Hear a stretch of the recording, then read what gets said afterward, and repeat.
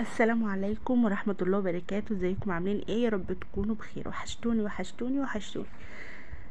رجعت لكم بقى بيوم جديد وفيديو جديد، وهنحضر النهارده كده بقى الغدا مع بعض. جبت كده معايا كيلو من الأجنحة، كنت مخزناها كده عندي في الفريزر، فطلعتها كده وهنعملها مع بعض في صينية بطاطس. أكلة كده سهلة وبسيطة واقتصادية، مش مكلفة كتير.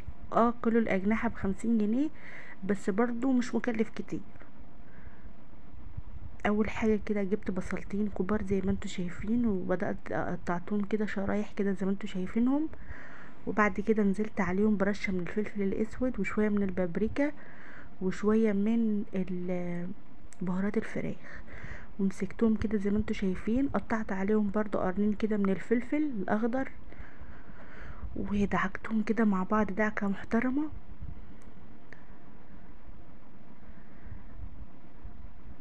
وبعد كده هنزل بقى بالبطاطس مع البصل والفلفل، علشان برضو اديلها تقليبه معاهم كده عشان يطعموا من طعم بعض كده.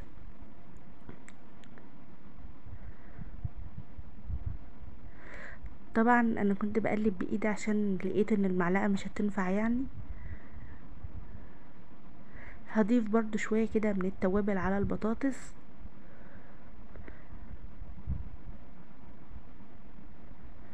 معايا كمان كده معلقه صغيره من التوم المهروس. التوم ده انا مخزناه عندي في الفريزر، فاخدت كده معلقه صغيره، بيدي طعم برضو حلو جدا للبطاطس. وهنزل بقى عليها برضو بشوية من الفلفل الاسود وشوية من الكمون وشوية من البابريكا وشوية من الكزبرة، وطبعا ما ننساش الملح. ونقلب كل الكلام ده كده مع بعضه. في الوقت ده ريحة البصل بالبهارات طالعة، مش قادرة اقول لكم ريحتها حلوة قوي. هرص بقى على وش الصينية بتاعتنا كده الأجنحة بعد ما غسلتها كويس ونقعتها في بليمون. انا كنت غسلاها قبل ما احطها في الفريزر، غسلاها بدقيق وخل وليمون. لما طلعتها بقى وسبتها فكت، غسلتها ونقعتها في شوية في عصير 3 ليمونات، يعني حطيت عليها ليمون ونقعتها شوية فيهم. هرصها كده على وش صينية البطاطس بتاعتنا، وهضيف عليها شوية كده من توابل الفراخ.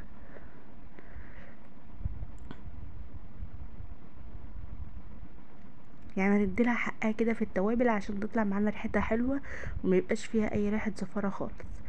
بس مش بكتر بقى علشان انا حاطه طبعا في البطاطس والبصل، فما بكترش يعني. حاجه بسيطه كده على الوش من كل حاجه. وطبعا ما ننساش الملح المظبوط عشان الاكل يطلع حلو معانا. ومعايا كده حوالي نص كيلو كده من الطماطم، انا فرماه ومصفياه. نزلت بقى كده نزلت كده بالطماطم بقى بتاعت المعصوره ديت على وش الصينيه بتاعتي كده. وهضيف عليها برضو حوالي كده ربع كوبايه من الزيت. عاوزه تستخدمي سمنه برضو هتبقى حلو. وهغطي بقى كده بورقة سلوفان وهحطها على عين البوتاجاز كده. هعمل بقى جنبها شوية كده من الرز بشعرية. جبت كده الشعرية وحطيت معلقتين زيت على معلقة سمنة، وبدأت ان انا احمر الشعرية بتاعتي.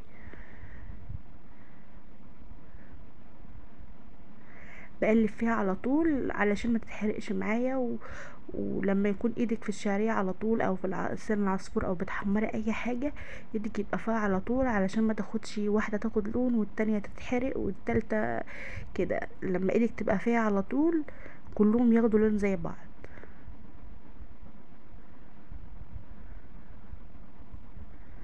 هقلب كده لحد لما اوصل للون اللي انا عاوزاه، وبنزل كده حروف الحل عشان ما تتحرقش.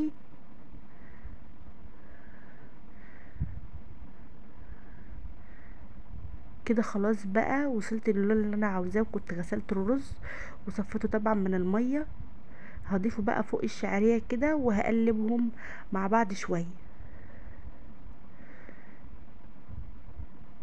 انا هنا كنت خليت النار وسط شويه علشان ما تتحرقش مني يعني.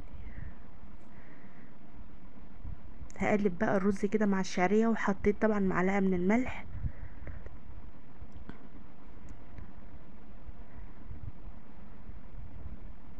هقلب شويه كده الشعريه مع الرز لحد لما الرز ينشف من ميته خالص، وتسمعي صوت كده الرز وانت بتقلبيه. هضيف بقى الميه، العقد بتاع الرز المظبوط، وهسيبه على نار عاليه كده لحد ما يتشرب الميه بتاعته، وبعد كده انقله على العين الصغيره وهدي عليه النار واسيبه بقى يكمل سواء على الهادي خالص.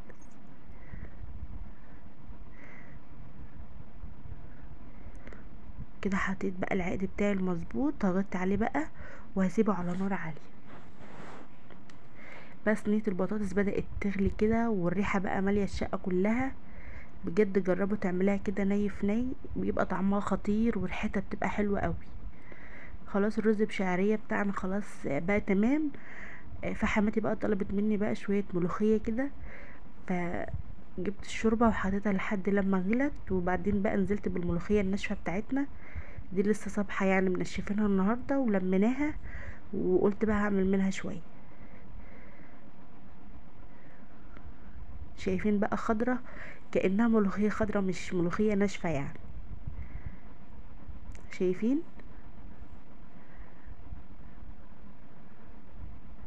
هعمل لها بقى الطشه بتاعتها. هجيب كده معلقه من السمنه البلدي واحط فيها معلقه من الثوم المهروس. بجد الملوخيه لونها حلو والسمك بتاعها كده حلو قوي.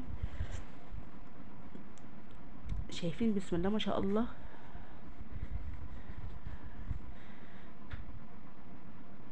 طبعا بقى اسفه على شكل البوتاجاز اتبهدل مننا، بس كل ده هيتظبط يعني. حطيت الطاسه بتاعتي تسخن كده على النار على ما اروح اجيب بقى السمنه من التلاجة. احط معلقه كده من السمنه البلدي،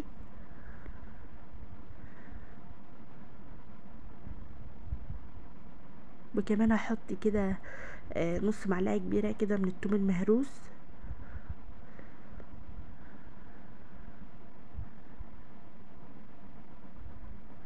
اول لما الثوم يبدا ياخد لون كده هنزل عليه بمعلقه من الكزبره الناشفه.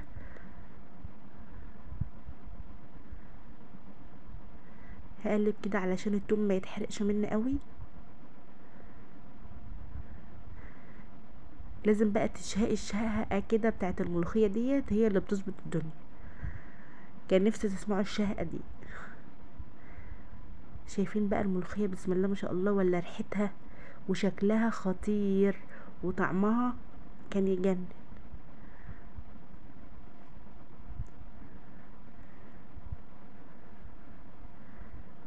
شايفين اللون؟